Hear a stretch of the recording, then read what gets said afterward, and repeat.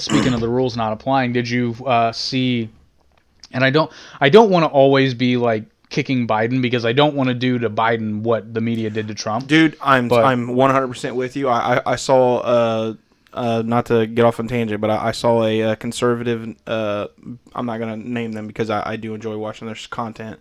But the thing is, they were going in on everything. It was Crowder, wasn't it? No, I'll tell you. Crowder does, but do no, that, they though. were going in on every little thing he said, Yep. and it had nothing to do with anything. And they're just like, "Look at this." I'm like, dude, You're doing this is the same same shit. bullshit. But again, we hated and that's them what I doing to was. Trump. And I was giving shit to the people on the right too, because they do it too. You know, you have your conservative hosts, and Ben Shapiro does it sometimes. He doesn't do it all the time. He's pretty fair most of the time. Most of the time, but I mean, and by his own admission, he does lean right. Yeah. But I mean, if it's extreme bullshit, but he does kind of soften the blow sometimes when it comes to fellow conservatives. When it's not, I mean, when it's an extreme gaffe, he calls it out and says, yeah, that was pretty stupid. But even then, it's still kind of soft. But anyway, my main point, and I lost it. Damn. I hate when that happens. I know, and it was good too.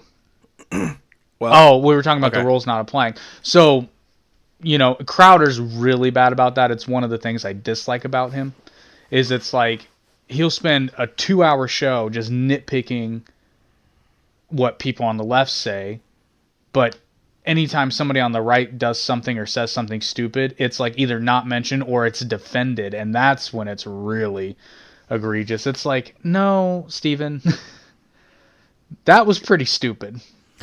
Well, he did this whole series about the Crusades, and it's just like, Steven,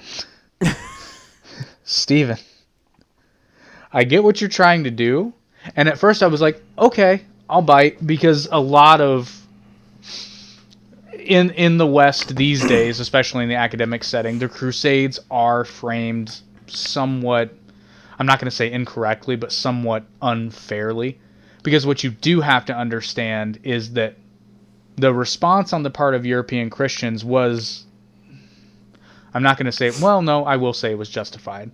Because what you have to understand is, like, the expansion of the Muslim Empire at that time was unprecedented since Rome.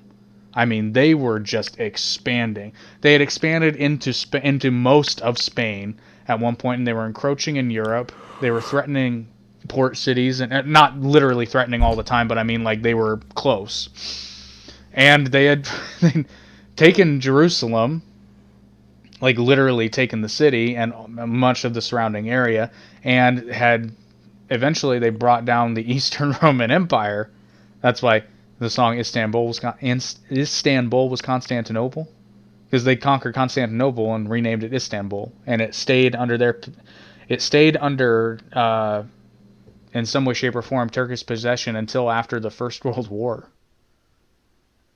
damn, It was part of the Ottoman Empire. Yeah.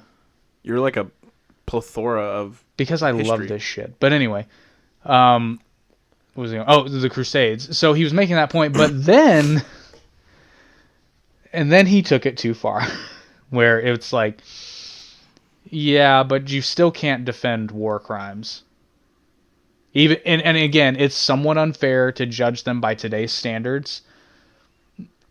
Let's just say there were atrocities on both sides, but there were also examples of humanity on both sides. So let's just, something like the Crusades, I think you just have to look at it through like, okay, this happened, and we can try to extrapolate why, but let's not judge so harshly.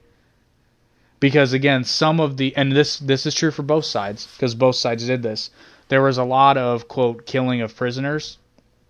Sure, a lot of that had to do with religious fervor and hatred, but sometimes, and most of the time, the main cause was because it's like, we just can't keep these dudes alive.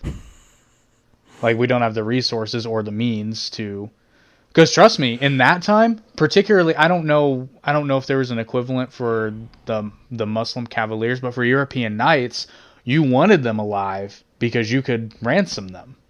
Oh yeah, and get a ton of money. A ton of money. You can thank Henry V for starting the end of that.